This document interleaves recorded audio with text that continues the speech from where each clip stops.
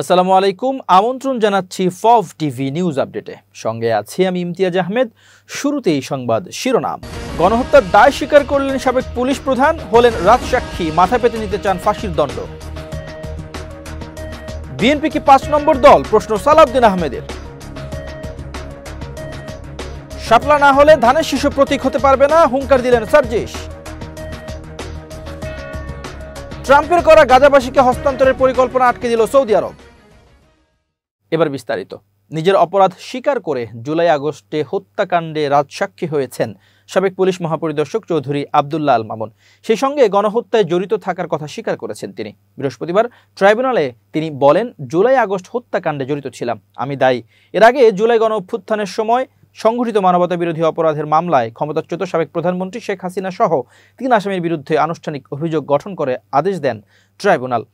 বৃহস্পতিবার বিচারপতি মোহাম্মদ গোলাম মর্তুজা মজুমদারের নেতৃত্বাধীন ৩ সদস্যের আন্তর্জাতিক অপরাধ ট্রাইব্যুনাল ১ এই আদেশ দেন। অন্য আসামিরা হলেন সাবেক স্বরাষ্ট্রমন্ত্রী আসাদুজ্জামান খান কামাল ও সাবেক পুলিশ মহাপরিদর্শক চৌধুরী আব্দুল্লাহ আল মামুন। এর মধ্যে শুধুমাত্র সাবেক পুলিশ মহাপরিদর্শক গ্রেপ্তার রয়েছেন। সাবেক পুলিশ প্রধানের এই স্বীকারোক্তিকে ঐতিহাসিক হিসেবে অভিহিত করেছেন আইনবিদরা। তারা বলছেন, সুষ্ঠু বিচারের ক্ষেত্রে এটি মাইলফলক হবে। এদিকে সাবেক আইজিপি মামুনের পরিবারের এক সদস্য বলেছেন, তিনি নিজের আত্মোপলব্ধি এবং ধর্মীয় বোধ থেকেই নিজের অপরাধ স্বীকার করেছেন। মিথ্যা বলে পার পাবার চেষ্টা চেয়ে ভুল স্বীকার করে অপরাধের জন্য আল্লাহর কাছে ক্ষমাও চেয়েছেন তিনি। এছাড়া ইতোমধ্যে আব্দুল্লাহ আল মামুন তার পরিবারকে জানিয়েছেন যে ট্রাইব্যুনালে তার ফাঁসি হয়ে যেতে পারে, সেভাবেই পরিবারকে প্রস্তুত থাকতে বলেছেন।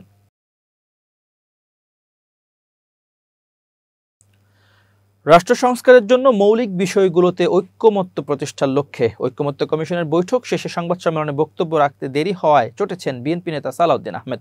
বৃহস্পতিবার রাজধানীর ফরেন সার্ভিস একাডেমিতে রাজনৈতিক দলগুলোর দ্বিতীয় ধাপের সংলাপের ১১তম অধিবেশনের শেষে এ ঘটনা ঘটে। ঐক্যমত্য কমিশনের সাথে বৈঠক শেষে কমিশনের সহসভাপতি আলী রিয়াজ সহ রাজনৈতিক দলের নেতারা ব্রিফিং কক্ষে নেমে আসেন। প্রথমে জাতীয় ঐক্যমত্য কমিশনের সহসভাপতি অধ্যাপক আলী রিয়াজ ব্রিফ শুরু করেন। এরপর গণসংহতি আন্দোলনের প্রধান সমন্বয়কারী জোনায়েদ সাকি সংবাদ সম্মেলনে বক্তব্য শুরু করেন। এ সময় পাশেই দাঁড়িয়েছিলেন বিএনপির স্থায়ী কমিটির সদস্য সালাউদ্দিন আহমেদ। জোনায়েদ সাকির পরপরই সংবাদ সম্মেলনে বসে পড়েন ইসলামী আন্দোলনের প্রেসিডিয়াম সদস্য আশরাফ আলী আকন। তার সংবাদ সম্মেলন শুরুর সময় আশপাশ থেকে সালাউদ্দিনকে সংবাদ সম্মেলনে বসার আহ্বান জানালে সালাউদ্দিন আহমেদ বলেন, পীর সাহেবকে কেউ ডিস্টার্ব করেন না। ততক্ষণে আশরাফ আলী আকন বক্তব্য শুরু করেন। এরপরে ক্ষুব্ধ সালাউদ্দিন সংবাদ সম্মেলন না করেই চলে যান। নিজের গাড়িতে ওঠার সময় কয়েকজন সাংবাদিক সংবাদ সম্মেলন আসার আহ্বান জানালে তিনি বলেন, এখানে তো তোমরা সিরিয়ালই দিচ্ছ না, ছোট ছোট দল বসে পড়ে, এটা কোনো কথা, আমি চলে যাচ্ছি। তখন আবারও আহ্বান জানালে সালাউদ্দিন বলেন, বিএনপি কি ৫ নম্বর দল, ৫ নম্বরে গিয়ে কথা বলতে হবে। সাংবাদিক ও দলীয় কয়েকজন নেতাকর্মীর আহ্বানে সাড়া দিয়ে ব্রিফিং কক্ষে সিপিবির সাধারণ সম্পাদক রুহিন হোসেন প্রিন্সের পাশে গিয়ে বসেন। প্রিন্স বলেন, আমি তো মনে করেছি চলে গেছেন। সালাউদ্দিন বলেন, এটা কোনো কথা, বিএনপি কি ৫ নম্বর দল। সবার আগে তারা গিয়ে বসে পড়ে। এ সময় পাশেই দাঁড়িয়ে থাকা জামাত ইসলামের সহ যুগ্ম সাধারণ সম্পাদক হামিদুল ইসলাম আজাদ সংবাদ সম্মেলন শুরু করেন। এরপরে আরও বিএলডিপির সাধারণ সম্পাদক হাসান সরওয়ার্দী ও গণ অধিকার পরিষদের যুগ্ম সাধারণ সম্পাদক সম্মেলনে বসে পড়েন। তখন সাংবাদিকরা উচ্চস্বরে সালাউদ্দিন ভাই আসেন বললে এই দুজন উঠে পড়েন, সালাউদ্দিনের বক্তব্য শুরু করেন। জাতীয় নাগরিক পার্টি এনসিপির মুখ্য সংগঠক সার্জিস আলম বলেছেন, যদি শাপলা জাতীয় প্রতীক হিসেবে কোনো রাজনৈতিক দলের প্রতীক হতে না পারে, তাহলে ধানের শীষ প্রতীক হতে পারবে না। বুধবার রাতে নিজের ব্যক্তিগত ফেসবুক পেজে দেয়া এক পোস্টে তিনি এ মন্তব্য করেন। তিনি লেখেন, শাপলা জাতীয় প্রতীক নয়, জাতীয় প্রতীকের একটি অংশ। একইভাবে ধানের শীষ, পাট, পাতা এবং তারকাও জাতীয় প্রতীকের অংশ। শাপলা যদি রাজনৈতিক দলের প্রতীক না হতে পারে, তাহলে ধানের শীষও প্রতীক হতে পারবে না। আর যদি জাতীয় প্রতীকের যে কোনো একটি অংশ রাজনৈতিক দলের প্রতীক হতে পারে, তাহলে শাপলাও হতে পারবে। জাতীয় ফুল হিসেবে শাপলার প্রতীক হতে আইনগত বাধা নেই, কারণ জাতীয় ফল কাঁঠাল অলরেডি মার্কা হিসেবে আছে। আর যদি মার্কা দেখেই ভয় পান, তাহলে সেটা আগে থেকেই বলেন। উল্লেখ্য, জাতীয় প্রতীক শাপলাকে নির্বাচনী প্রতীক তালিকাভুক্ত না করার বিষয়ে নীতিগত সিদ্ধান্ত নিয়েছে নির্বাচন কমিশন ইসি। এর আগে ২২ জুন জাতীয় নাগরিক পার্টি এনসিপি নির্বাচন কমিশনে নিবন্ধনের জন্য আবেদন করে। আবেদনে তারা সম্ভাব্য প্রতীক হিসেবে শাপলা, মোবাইল ও কলমের কথা উল্লেখ করে। এবার আন্তর্জাতিক প্রসঙ্গ।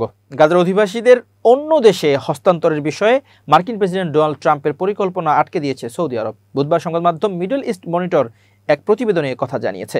হিব্রু ভাষার সংবাদ মাধ্যম ওয়ালার এক প্রতিবেদনে বলা হয়েছে, গাজা উপত্যকা থেকে লাখ লাখ ফিলিস্তিনিকে হস্তান্তরের মার্কিন পরিকল্পনা বন্ধে সৌদি আরব গুরুত্বপূর্ণ ভূমিকা পালন করেছে। ইসরায়েলি সূত্রের বরাত দিয়ে প্রতিবেদনে বলা হয়েছে, মার্কিন প্রেসিডেন্ট ডোনাল্ড ট্রাম্প রিয়াদ সফরের পর পরিকল্পনাটি বাদ দেন। গত ফেব্রুয়ারিতে ট্রাম্প প্রকাশ্যে গাজার জন্য তার নিজের অভিবাসন পরিকল্পনা ঘোষণা করেছিলেন। ফিলিস্তিনি জনগোষ্ঠীকে হস্তান্তর করে এই অঞ্চলকে মধ্যপ্রাচ্যের রিভেরাতে পরিণত করার প্রস্তাব করেছিলেন তিনি। তবে আরব বিশ্ব এবং মানবাধিকার সংস্থাগুলো এই পরিকল্পনায় ব্যাপক নিন্দা জানিয়েছে। ওয়ালার প্রতিবেদন অনুযায়ী গত মে মাসে ট্রাম্পের সৌদি আরব সফরের পর ইসরায়েল ও যুক্তরাষ্ট্রের অবস্থানে পরিবর্তন লক্ষ্য করা গেছে। এই সফরের ফলে মার্কিন সৌদি সম্পর্কের উন্নতি হয়েছে, যা গুরুত্বপূর্ণ অর্থনৈতিক ও নিরাপত্তা চুক্তির মাধ্যমে আরও জোরদার হয়েছে। ইসরায়েলের নীতি নির্ধারণী মহলে তথাকথিত গাজা অভিবাসন পরিকল্পনা থেকে যুক্তরাষ্ট্রের সরে আসাকে তেল আবিবের জন্য একটি বড় ধাক্কা হিসেবে দেখা হচ্ছে। তেল আবিব বস্তুচ্যুত গাজাবাসীদের গ্রহণ করতে পারে এমন দেশগুলোতে এই পরিকল্পনা প্রচারের জন্য ওয়াশিংটনের সমর্থনের উপর নির্ভর করছিল। সাম্প্রতিক মাসগুলোতে বিভিন্ন দেশে যোগাযোগের প্রচেষ্টা সত্ত্বেও কোনো সুনির্দিষ্ট ফলাফল অর্জিত হয়নি। অবশ্য গত সোমবার ইসরায়েলের প্রধানমন্ত্রী নেতানিয়াহু জানান, ফিলিস্তিনদের অন্য দেশে হস্তান্তরের বিতর্কিত পরিকল্পনা নিয়ে কাজ করছে যুক্তরাষ্ট্র ও ইসরায়েল। সোমবার মার্কিন প্রেসিডেন্ট ডোনাল্ড ট্রাম্পের সঙ্গে নৈশভোজে অংশ নেন ইসরায়েলি প্রধানমন্ত্রী বেনিয়ামিন নেতানিয়াহু। এ সময় তিনি বলেন, গাজা থেকে জোরপূর্বক বাস্তুচ্যুত ফিলিস্তিনিদের গ্রহণ করবে এমন দেশ খুঁজে বের করতে যুক্তরাষ্ট্রের সঙ্গে কাজ করছে ইসরায়েল।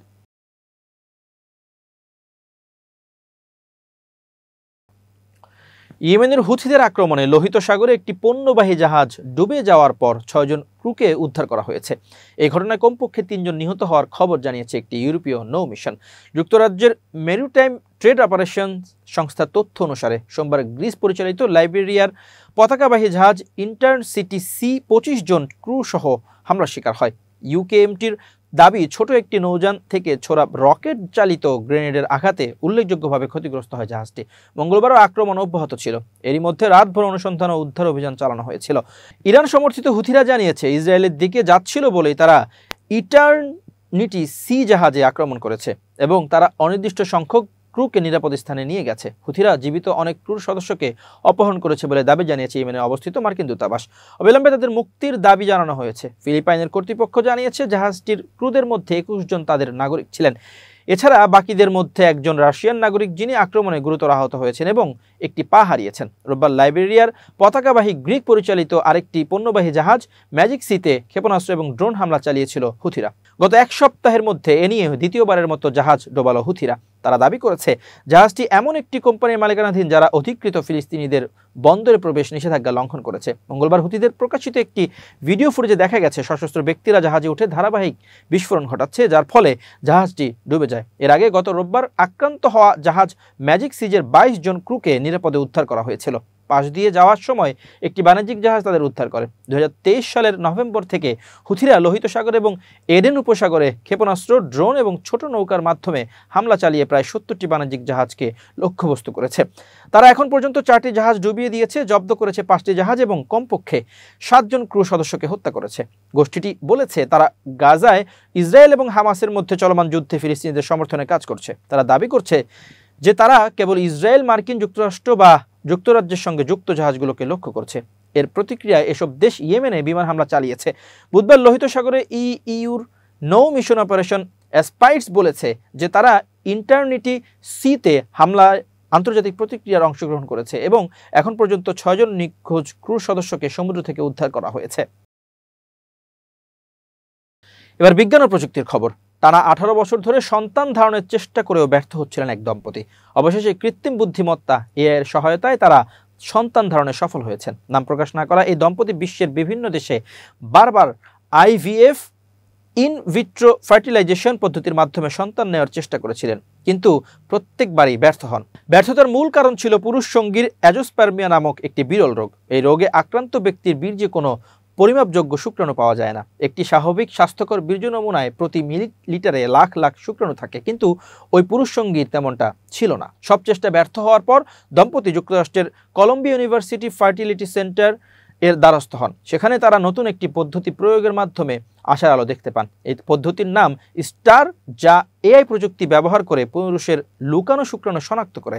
CNN এর প্রতিবেদনে বলা হয়, এআই চালিত এই স্টার পদ্ধতির মাধ্যমে গবেষকরা পুরুষ সঙ্গীর বীর্য নমুনা বিশ্লেষণে করে লুকানো শুক্রাণু শনাক্ত করতে সক্ষম হন। পরবর্তীতে এই শুক্রাণু সংগ্রহ করে স্ত্রীর ডিম্বাণুতে নিষিক্ত করা হয়। এবং IVF এর মাধ্যমে তিনি অন্তঃসত্ত্বা হন। এই পদ্ধতি ব্যবহার করে গর্ভধারণ করা প্রথম নারী তিনি। অন্তঃসত্ত্বা হওয়ার খবর পাওয়ার পর ওই নারী বলেন, আমি সত্যি অন্তঃসত্ত্বা কিনা তা বিশ্বাস করতে আমার 2 দিন লেগেছিল।